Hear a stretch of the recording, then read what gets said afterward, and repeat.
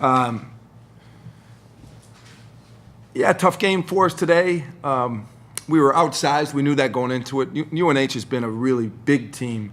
Hard for us to play all 5 years that I've been here. They've got a lot of size at every position.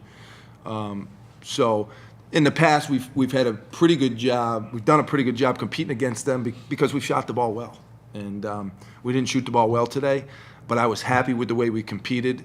We rebounded from what I thought was our poorest game on Saturday and did a lot of good things today, but we just didn't shoot the ball well.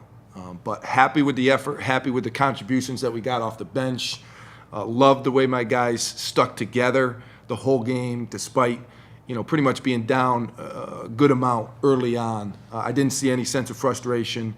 We almost climbed back into the game, a couple different times. So real happy with that. Obviously we're dying for a win here. We're starving for a win. It's been a month since we've got a win. But as long as we continue to compete like we did today, eventually we're going to shoot the ball better. I'm convinced of that. And then it'll take a combination of that level of intensity combined with shooting the ball well, and then we'll be able to win some games.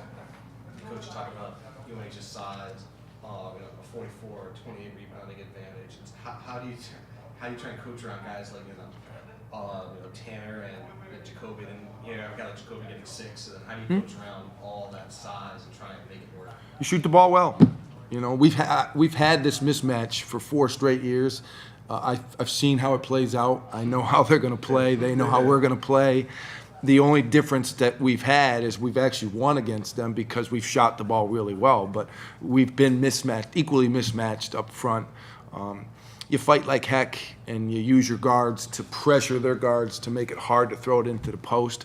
But at the end of the day, they wear you down. They keep throwing it in there. The only way to fight that or combat that is to shoot the ball well.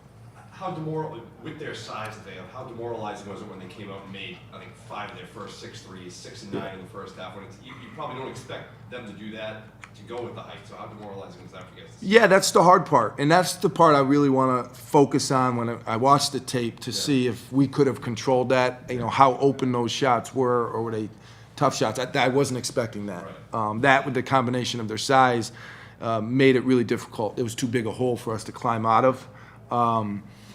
Our game plan was to try and double down to take away some of their inside game without giving up those shots. And those early threes was demoralizing because we know the way they play. There's not going to be a lot of possessions, so we're not going to get a lot of opportunities to come back from a big hole.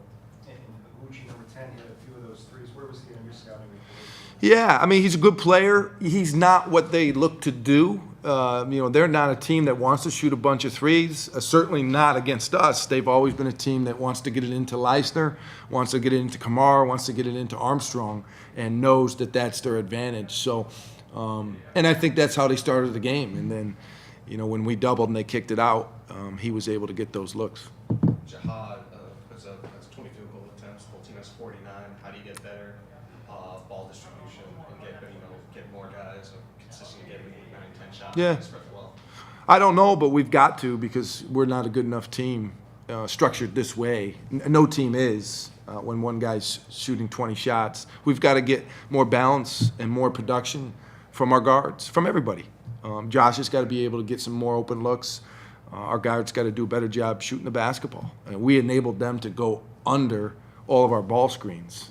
And when you're not shooting the ball and they're going under, it's going to make it really difficult. You can't get to the basket either. So we got to shoot the ball better and force them to play a different type of defense, and that'll open up more opportunities for everybody. Sorry, Pat. Yeah. Seeing as how Jihad might be even your best distributor too, is that, and it's probably in his, he likes to pass. It's not that he wants to take 20 shots a game. So is that fall into that too? Do you feel like he's almost pressing because he feels like you guys need that offense, or he's trying to take it upon himself? Well, I think he's got a good sense of what we need. Today, I think we needed him to do that.